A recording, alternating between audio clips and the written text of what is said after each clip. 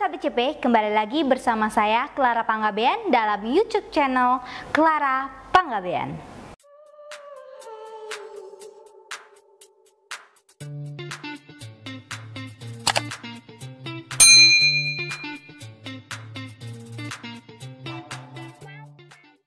Bahwa negara kita, negara Republik Indonesia adalah negara hukum yang berdasarkan Pancasila dan Undang-Undang Dasar Republik Indonesia tahun 1945.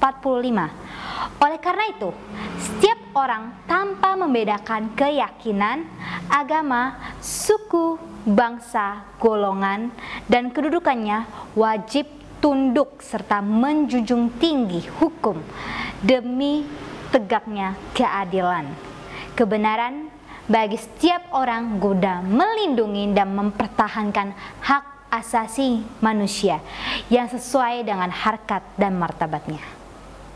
Bahwa oleh karena itu, negara kita negara hukum, maka segala tindakan atau perbuatan masyarakat harus sesuai dengan hukum yang berlaku. Ketentuan ini dibuat agar seluruh masyarakat taat hukum, tidak melanggar hukum dan membudayakan tindak-tindakan yang sesuai dengan hukum. Dalam masyarakat ada ketertiban dan ketentraman. Namun, baru-baru ini pada tanggal 11 April 2022, pada saat demo mahasiswa untuk menyampaikan aspirasinya di depan gedung DPR, di tengah demo tersebut telah terjadi peristiwa di mana seseorang yang berprofesi sebagai dosen serta penggiat media sosial, yakni Ade Armando, yang saat itu berada di tempat demo tersebut, telah dianiaya atau dikeroyok oleh beberapa orang yang mengakibatkan luka-luka di muka dan juga di kepala. Korban babak belur dan nyaris seluruh pakaiannya dilucuti, dan hingga kini masih dalam perawatan di rumah sakit.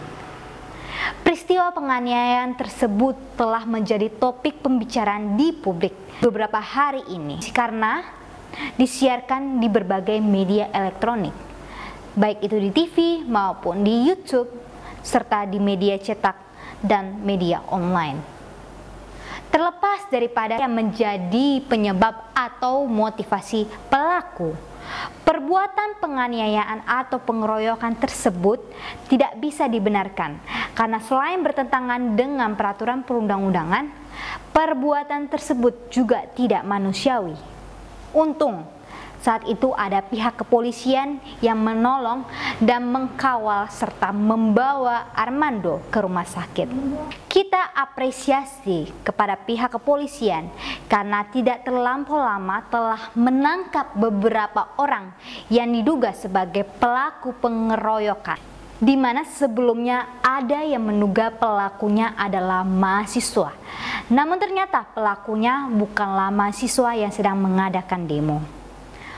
Oleh karenanya, untuk mencegah peristiwa yang sama terulang kembali dan mencegah menjadi kebiasaan, maka selain pelaku tersebut diproses secara hukum dan apabila terbukti harus dihukum maksimal, juga harus dicari apabila ada aktor intelektualnya atau yang menggerakkan atau otak pelaku untuk melakukan penganiayaan dan apa motivasinya.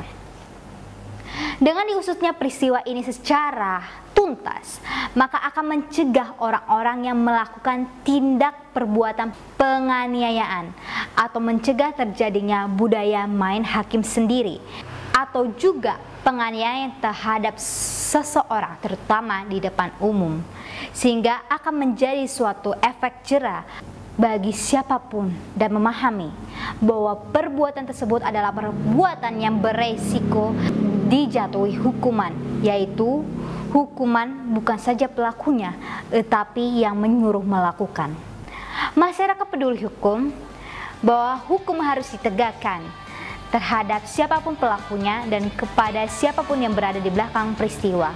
Hal ini demi ketertiban dan demi ketaatan kepada hukum. Oleh karenanya, proses pemeriksaan di pengadilan juga harus dibuka atau disiarkan saat persidangan supaya transparan. Mari kita tegakkan hukum dan keadilan berdasarkan kebenaran demi kedamaian dan ketentraman di negara kita, Republik Indonesia yang tercinta ini. Salam dari saya, Clara Panggabean. Nantikan episode berikutnya.